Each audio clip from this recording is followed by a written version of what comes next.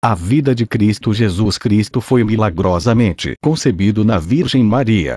Como Mateus 1:18 explica, foi assim o nascimento de Jesus Cristo. Maria, sua mãe, estava prometida em casamento a José, mas, antes que se unissem, achou-se grávida pelo Espírito Santo. O versículo 20 enfatiza que ela não foi engravidada por um homem, mas que a criança veio do Espírito Santo. Cristo nasceu de uma mulher, Gálatas 4:4, mas em vez de ser concebido pela união de um homem e uma mulher, ele foi concebido pelo poder do Altíssimo, Lucas 1:35. Assim, a pessoa nascida era tanto divina como humana. Diferente de todos os outros seres humanos após Adão, Jesus não tinha culpa imputada ou corrupção herdada. Ora, a Bíblia não diz que a culpa imputada e a corrupção herdada venham somente do Pai, e nós sabemos também que Maria era pecadora, assim como o resto da humanidade.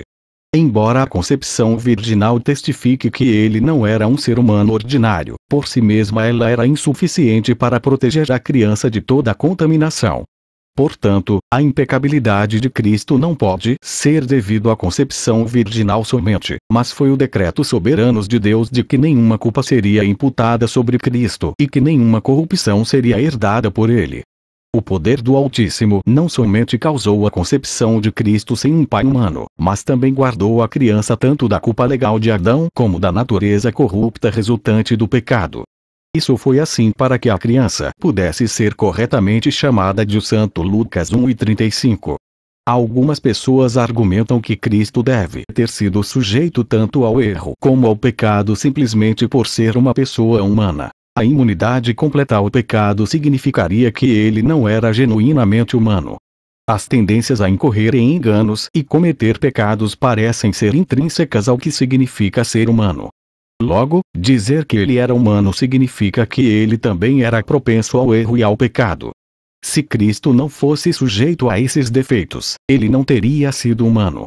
Afinal de contas, tais pessoas afirmam: errar é humano. Contudo, essa opinião esquece do fato que toda raça humana existe no estado depravado que é diferente da condição original do homem. Adão e Eva não foram criados pecadores e, todavia, eles eram plenamente humanos. Isso significa que a pecaminosidade não é um atributo humano essencial. Que o nosso estado pecaminoso é um fator universal da vida humana impede alguns de verem que esse é um fato anormal. Em outras palavras, é possível ser um ser humano sem culpa imputada e corrupção herdada. Entretanto, somente Adão, Eva e Jesus nasceram sem pecado. Isso se relaciona ao que Paulo diz sobre Cristo como o último Adão ou o segundo homem, 1 Coríntios 15:45-47. O primeiro homem, Adão, como um cabeça federal representando todo membro pertencente ao grupo de pessoas atribuídas a ele na mente de Deus, a saber, a raça humana. O segundo homem, Jesus, também foi um cabeça federal, e representou todo membro pertencente ao grupo de pessoas atribuídas a ele na mente divina, a saber, os eleitos. Quanto ao ministério de Jesus, ele foi caracterizado pela pregação, ensino e cura. Jesus foi por toda a Galileia, ensinando nas sinagogas deles, pregando as boas novas do reino e curando todas as enfermidades e doenças entre o povo. Mateus 4:23. Jesus ia passando por todas as cidades e povoados, ensinando nas sinagogas, pregando as boas novas do reino e curando todas as enfermidades e doenças. Mateus 9:35. Mas ele disse: é necessário que eu pregue as boas novas do reino de Deus noutras cidades também, porque para isso fui enviado. Lucas 4:43. Sua pregação e seus milagres trouxeram crescente hostilidade de seus inimigos. Após vários anos de ministério, ele foi traído por seu discípulo Judas, e entregue às mãos daqueles que desejavam matá-lo.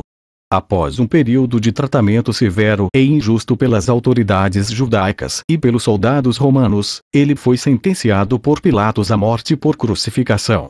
Jesus morreu na cruz, e até mesmo sua morte testificou o que ele era.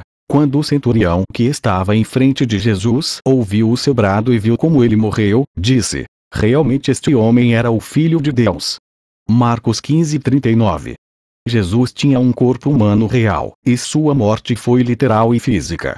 Os evangelhos deixam claro que ele morreu de fato. Vieram, então, os soldados e quebraram as pernas do primeiro homem que fora crucificado com Jesus em seguida as do outro.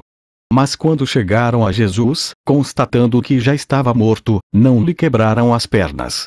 Em vez disso, um dos soldados perfurou o lado de Jesus com uma lança, e logo saiu sangue e água.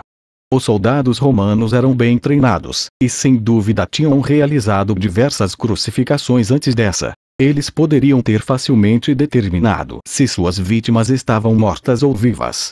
Quando eles descobriam que Jesus já estava morto, João 19:33, não viram nenhuma necessidade de quebras suas pernas para apressar a sua morte. Mas apenas para se certificar, um dos soldados perfurou o seu lado, do qual saiu sangue e água, João 19:34, provando sua morte de um ponto de vista médico. Assim como a morte de Cristo foi literal e física, assim o foi sua ressurreição. A Bíblia registra que ele ressuscitou dentre os mortos ao terceiro dia. Ressuscitou com o mesmo corpo que tinha antes, mas transformado e aprimorado. Paulo escreve que os cristãos também receberão tal corpo quando Jesus retornar e ressuscitar os mortos. Assim será com a ressurreição dos mortos. O corpo que é semeado é perecível e ressuscita imperecível. 1 Coríntios 15:42. Em todo caso, o corpo ressurreto ou glorificado ainda poderia manifestar funções no mundo físico, de forma que, quando Jesus apareceu aos seus discípulos, ele lhes disse: "Vejam as minhas mãos e os meus pés. Sou eu mesmo. Toquem-me e vejam. Um espírito não tem carne nem ossos, como vocês estão vendo que eu tenho." Lucas 24:39. Após sua ressurreição, Jesus apareceu aos seus discípulos diversas vezes no período de 40 dias, mostrando-lhes muitas e infalíveis provas. Atos 1:3, de que estava vivo.